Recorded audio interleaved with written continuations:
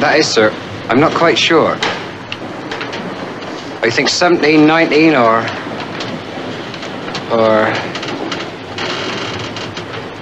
18. You're after Mr. Claggett. Well, Mr. Ron Kincaid, he knows.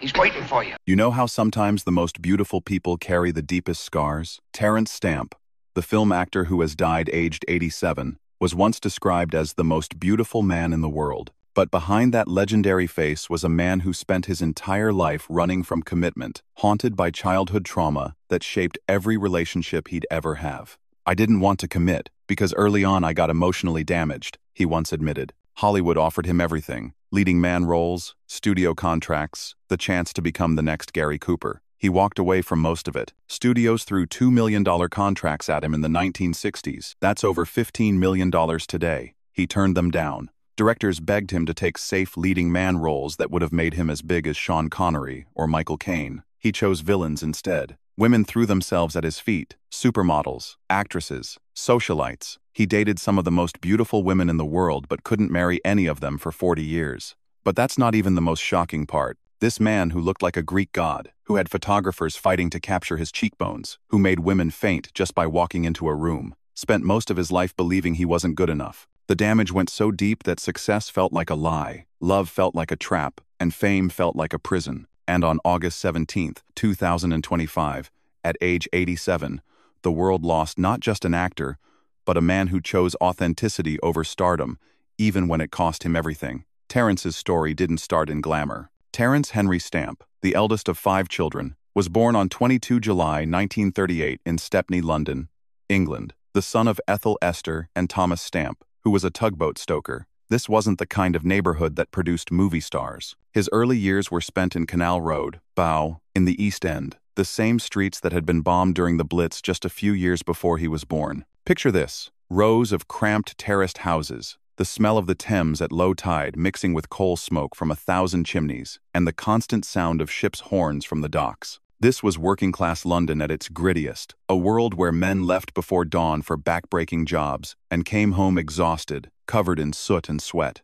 where mothers stretched every penny to feed their children, and dreams of something better felt like dangerous luxuries. But that's not the worst part. His father was away for long periods with the Merchant Navy, and the young Stamp was mostly brought up by his mother, grandmother, and aunts. Imagine being a young boy, watching other kids with their fathers, while yours disappeared for months at a time on tugboats and merchant ships. That kind of abandonment, it leaves marks that never fully heal. Thomas Stamp wasn't a bad man. He was doing what working-class fathers did in those days, taking whatever work he could find to support his family. But for a sensitive child like Terence, his father's long absences felt like rejection. Every time Thomas left for another shipping job, young Terence wondered if this time he might not come back at all. Growing up during the Blitz, Terence developed a deep resilience and introspection that would later define his acting style. Every night could bring air raid sirens. Every morning might reveal new bomb craters where familiar buildings once stood. The family would crowd into makeshift shelters, listening to the drone of German bombers overhead, praying their house would still be there when the all-clear sounded. For a sensitive child like Terence, this wasn't just about surviving. It was about learning that everything you love can disappear without warning. That lesson would echo through every relationship he'd ever have. If buildings could vanish overnight, if entire neighborhoods could be reduced to rubble, what was to stop the people you loved from disappearing just as suddenly? There was something else that shaped him early, and it's a detail that most biographers miss. When he was 4, his mother took him to see Gary Cooper in Beau Geste. He grew up idolizing actor Gary Cooper, Trong, that tall, strong, silent American hero who seemed to have everything Terence's own father couldn't give him. That single movie planted a seed that would grow into obsession. But here's what's really heartbreaking. Gary Cooper's characters were always men of few words, men who suffered in silence, men who never quite figured out how to be vulnerable with the women they loved. Sound familiar? Terence spent his whole life trying to become Gary Cooper, not realizing that Cooper's screen persona was just as emotionally damaged as he was. The family's fortunes were modest at best. His father, Thomas Stamp, worked as a tugboat stoker, dangerous and dirty work that barely paid enough to support 5 children. Picture him coming home black with coal dust, his hands permanently stained, his back aching from shoveling fuel into ship engines for 12-hour shifts. This was honest work, but it was killing work, the kind that aged men before their time and left them too exhausted to be the fathers their children needed. Later in his childhood, the family moved to Plaistow, West Ham, Essex, where he attended Plaistow County Grammar School. Even this small move up in the world came with challenges. Terence was the eldest, which meant he felt responsible for his younger siblings while his father was away at sea. At 8 years old, he was already acting like a man, helping his mother manage 4 younger children, while secretly wondering why he wasn't enough to make his father stay home. The grammar school was a lifeline, though Terence didn't realize it at the time. Here were teachers who saw something special in the quiet, intense boy with the startling blue eyes. They noticed how he could disappear into book characters, how he seemed to understand adult emotions in ways that other children didn't. But they also noticed the sadness he carried, the way he watched the door whenever footsteps approached, as if he were always expecting someone to leave. But here's where Terence's story gets interesting. Despite having no connections, no money, and no obvious path into show business, he managed to get a scholarship. This wasn't luck. This was raw determination from a working-class kid who knew that acting school was his only way out. He worked summers at a local factory, saved every penny, and studied acting technique from library books when he couldn't afford to buy them. The scholarship to the Webber Douglas Academy of Dramatic Art wasn't just about talent, it was about hunger. Terence had watched his father's back bend under years of manual labor, had seen his mother count pennies to buy food, had felt the shame of wearing hand-me-down clothes to school. Acting wasn't just a dream for him, it was survival. Drama school opened up a world Terence had never imagined. Suddenly, he was surrounded by middle-class kids who talked casually about theater, about art, about ideas. His accent marked him as working class. His clothes marked him as poor. But when he got on stage, none of that mattered. On stage, he could become anyone. On stage, he was finally enough. After training at the Webber Douglas Academy of Dramatic Art in London, Stamp started his acting career in 1960 in the Wolf Mankiewicz production of This Year, Next Year at the West End's Vaudeville Theatre. Most drama school graduates start with tiny roles, background work, anything to get experience. Terence somehow landed a role in the West End, but even this early success came with a price. What most people don't know is that success terrified him almost as much as failure. When the reviews came out, praising his performance, when agents started calling, when casting directors wanted meetings, Terence felt like a fraud. How could someone from Canal Road, Bow, really belong in the West End? The imposter syndrome that would plague him his entire career started right here, with his first taste of success. There was also the matter of his looks. By age 22, Terence had grown into the kind of beauty that stopped conversations. Those cheekbones, those eyes. He looked like he'd been carved by a Renaissance sculptor. But for a working-class kid who'd been raised to believe that good looks in a man were somehow suspicious, this created yet another layer of shame. He was too pretty to be taken seriously as an actor, too beautiful to be seen as anything more than a pretty face. But Terence was already developing the emotional walls that would define his personal life. Stamp admits to being modest to the point of being self-deprecating. He has said that he's incredibly self-contained, apparently a disappointment in some of his relations. These weren't just personality quirks, they were survival mechanisms learned from a childhood where the people who were supposed to be there kept leaving. Then came the moment that changed everything, and it happened in the most unexpected way. In his second year at drama school, during what should have been a routine audition, Peter Ustinov signed him for the title role in Billy Budd, 1962. This was not only his remarkable film debut, but the kind of break that happens maybe once in a generation. Most actors spend years, even decades, waiting for a chance like this. Terence got it at 24, fresh out of school. But here's the twist nobody talks about. Ustinov almost didn't cast him. The director thought Terence was too beautiful, too perfect-looking to play Billy Budd's innocent sailor. It was only when Terence read the part, when Ustinov saw how the pain in his own life connected to Billy's tragedy, that he got the role. Once again, it was Terence's damage that made him perfect for the part. The filming of Billy Budd was unlike anything Terence had experienced. This was a major Hollywood production, with real movie stars, professional crews, budgets bigger than anything he'd ever imagined. But what struck him most was how the character of Billy Budd, an innocent sailor destroyed by the very goodness that should have protected him, mirrored his own fears about being too vulnerable in a dangerous world. His performance in the title role of Billy Budd, his film debut, earned him an Academy Award nomination for Best Supporting Actor and a BAFTA nomination for Best Newcomer. Think about that. His very first film role earned him an Oscar nomination. The Academy was recognizing something special,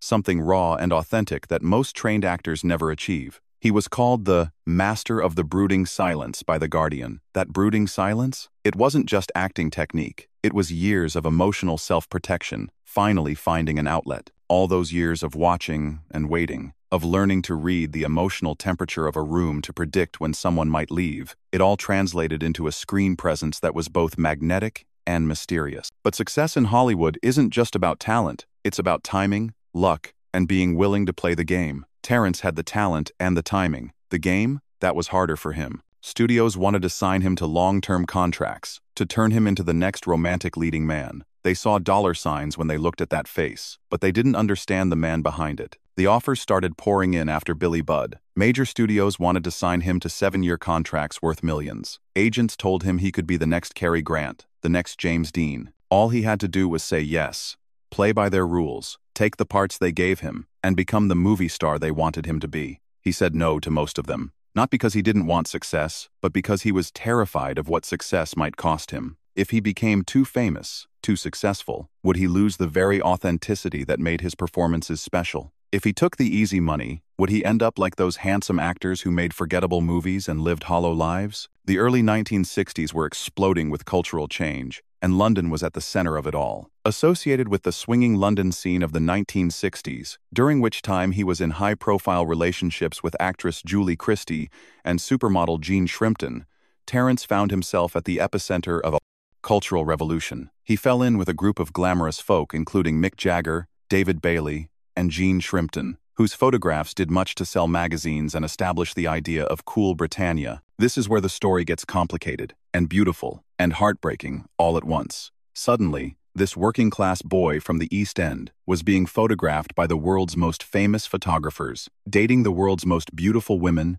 invited to parties where artists and musicians and writers gathered to change the world. It should have been everything he'd ever dreamed of. But here's what nobody understood at the time. Terence was still that damaged little boy inside, still waiting for someone to leave. Every party felt like performance. Every relationship felt like a test he was bound to fail. Every photograph felt like evidence that he didn't really belong. The relationship with Jean Shrimpton was the real thing, though. Propelled to fame in the early 60s by films such as Billy Budd and The Collector, Stamp was acclaimed as England's answer to the American stars Clint Eastwood and Robert Redford. But when he met Jean Shrimpton, the supermodel who defined an entire decade of beauty and style, everything changed. All fears were wiped away when he met supermodel Jean Shrimpton, with whom he fell madly in love and settled down. They became one of the most photographed couples of mod London. Jean Shrimpton wasn't just any model, she was the model of the 1960s, the face that launched 1,000 magazine covers, the woman who made miniskirts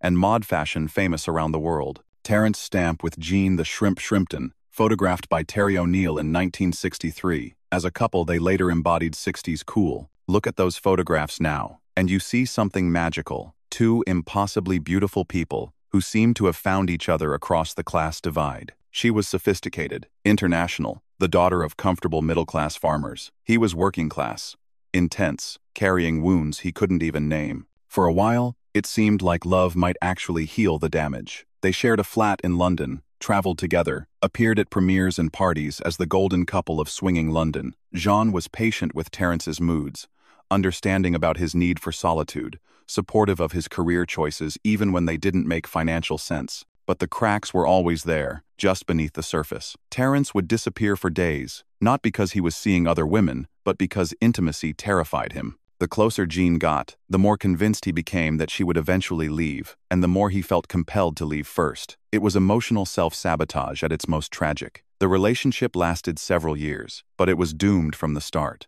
Not because they didn't love each other, they did, deeply, but because Terence couldn't believe that someone as perfect as Jean could really love someone as damaged as him. When she finally did leave, it confirmed everything he'd always believed about himself, that he was unlovable, that happiness was temporary, that the people you love always disappear. But remember what he said about being damaged emotionally early on? That damage doesn't just disappear because you find love. It finds ways to sabotage the very thing you want most. The pattern would repeat itself over and over, with Julie Christie, with other actresses and models whose names never made the papers, with women who loved him but couldn't break through the walls he'd built.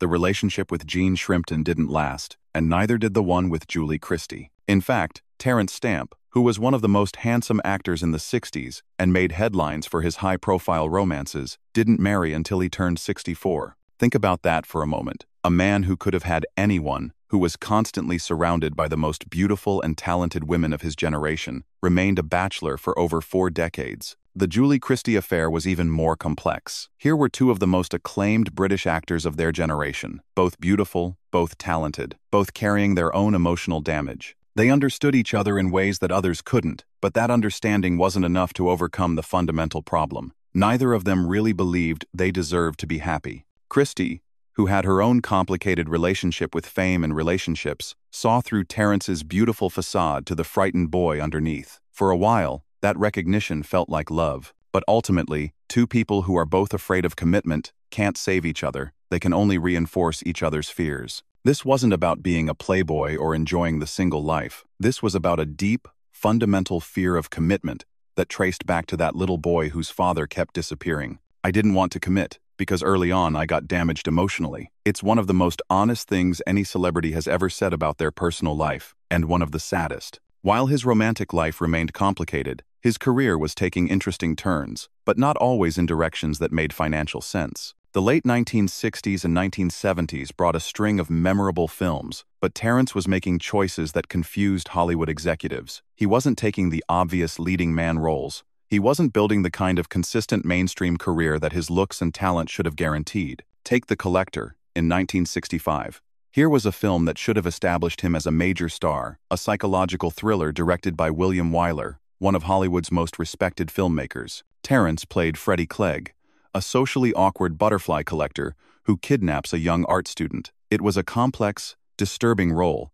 that required him to be both sympathetic and terrifying. The performance was brilliant. Critics praised his ability to make a monster seem human, but it also typecast him in ways he didn't expect. Suddenly, casting directors saw him as the guy who could play creepy, obsessive characters. The romantic leading man roles started drying up, replaced by offers to play villains, psychopaths, and social outcasts. Most actors would have fought this typecasting, would have demanded their agents get them back into romantic comedies and adventure films, but Terence embraced it. There was something about playing damaged characters that felt honest to him, more honest than pretending to be the kind of man who always gets the girl and lives happily ever after. Far from the madding crowd in 1967 should have changed everything. Here he was, playing opposite Julie Christie in a big-budget adaptation of Thomas Hardy's classic novel. This was exactly the kind of prestigious literary adaptation that could have established him as a major international star. His performance as the passionate, self-destructive Sergeant Troy was magnetic,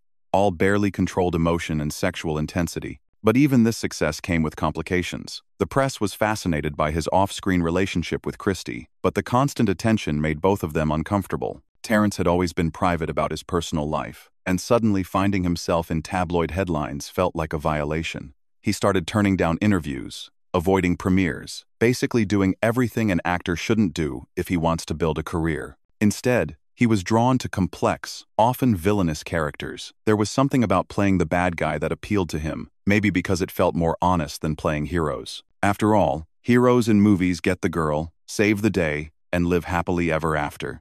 Terence had learned early that life wasn't really like that. Teorema, in 1968, directed by Pier Paolo Pasolini, was the kind of film that confirmed his reputation as an actor who chose art over commerce. This wasn't a Hollywood blockbuster. This was challenging European cinema, full of religious symbolism and sexual provocation. Terence played a mysterious stranger who seduces every member of a bourgeois Italian family before disappearing as suddenly as he arrived. The film was controversial, banned in some countries, praised by critics as a masterpiece.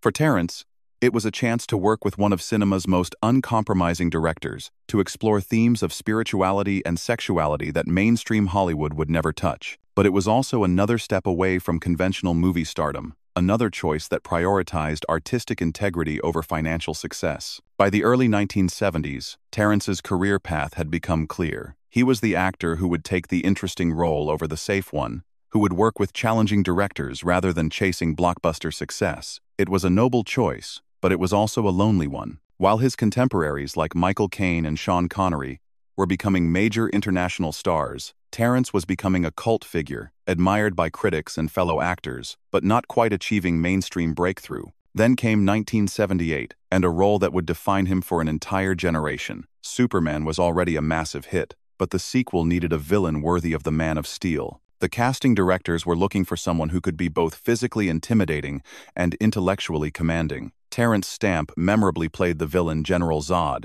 in 1980's Superman 2. Kneel before Zod. Those 3 words became one of the most iconic villain lines in movie history. But here's what made Terence's performance so memorable. He didn't play Zod as a cartoon villain. He played him as a fallen god, someone who had once been noble but had been broken by betrayal and exile. Sound familiar? The Superman role should have been a launching pad to major stardom in America. Hollywood was ready to embrace him as the next big villain, the next character actor who could elevate any film just by appearing in it. But Terence had other ideas. He began turning down roles that didn't interest him, even when they came with massive paychecks. He was more interested in working with directors who challenged him than in building a conventional movie star career. This wasn't the kind of choice that studio executives understood. Here was a guy with everything going for him, deliberately sabotaging his own commercial success. The 1980s and early 1990s brought a series of interesting but not necessarily mainstream choices. Terence was building a reputation as an actor's actor, someone who elevated every film he appeared in,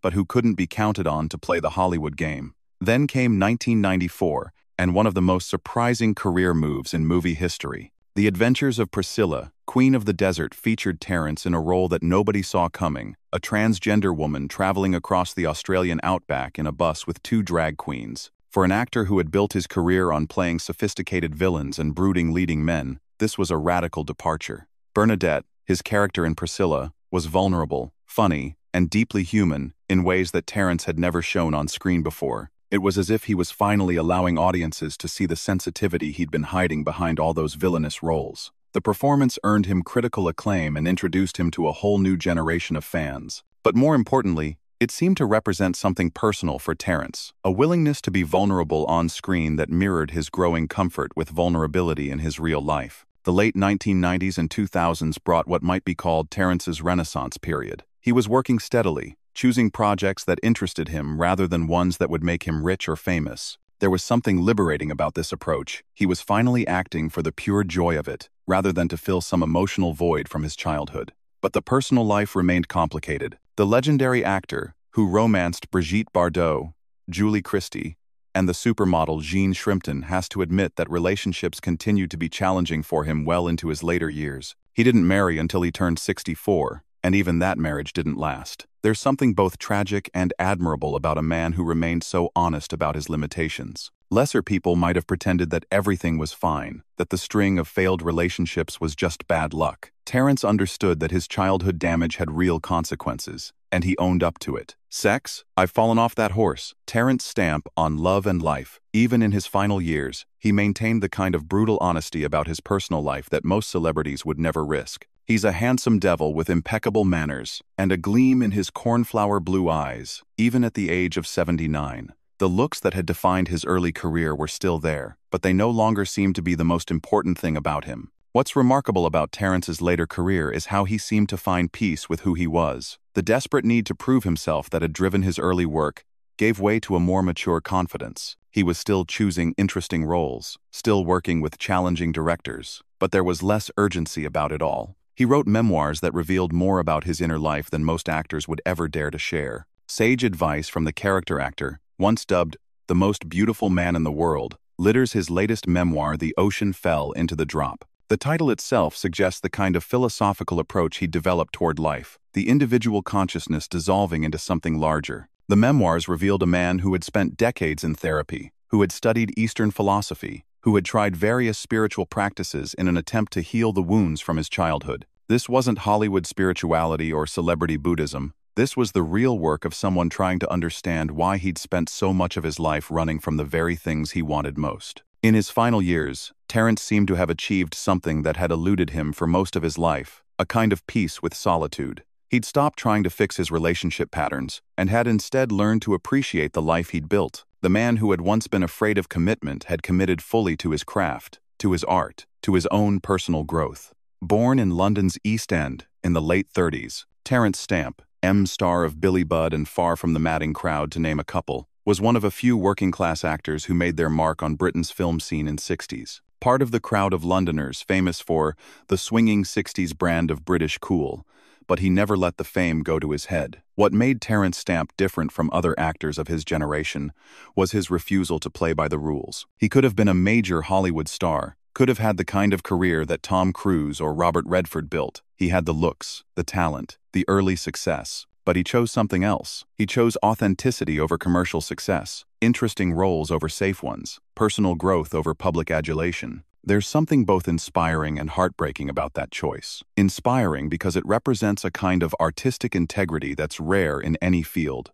let alone in Hollywood. Heartbreaking because you wonder what might have been if he'd been able to overcome those early emotional wounds, if he'd been able to fully embrace both professional success and personal happiness. But maybe that's missing the point. Maybe Terence's greatest achievement wasn't any single role or relationship. Maybe it was his willingness to live honestly with his limitations, to keep growing and changing even when it was uncomfortable, to choose truth over convenience at every major crossroads in his life. He was named by Empire as one of the 100 sexiest film stars of all time in 1995. He received various accolades including a Golden Globe Award, a Cannes Film Festival Award, and a Silver Bear, as well as nominations for an Academy Award and 2 BAFTA Awards. The awards and accolades tell one story about his career, but they don't capture what made him truly special. What made Terence Stamp special was his willingness to be vulnerable on screen in ways that most leading men of his generation never attempted. Whether he was playing the innocent Billy Budd, the menacing General Zod, or the transgender Bernadette, he brought a kind of emotional honesty that transformed every character he touched.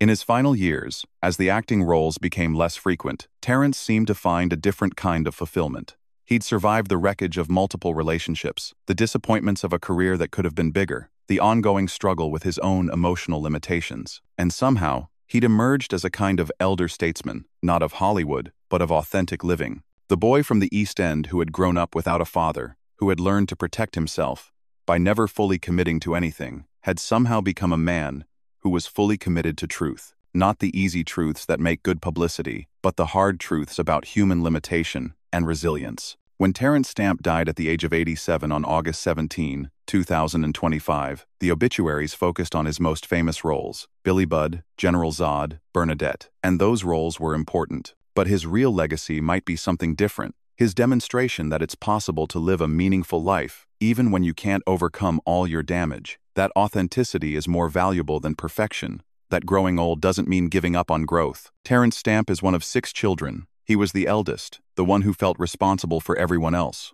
while his father was away at sea.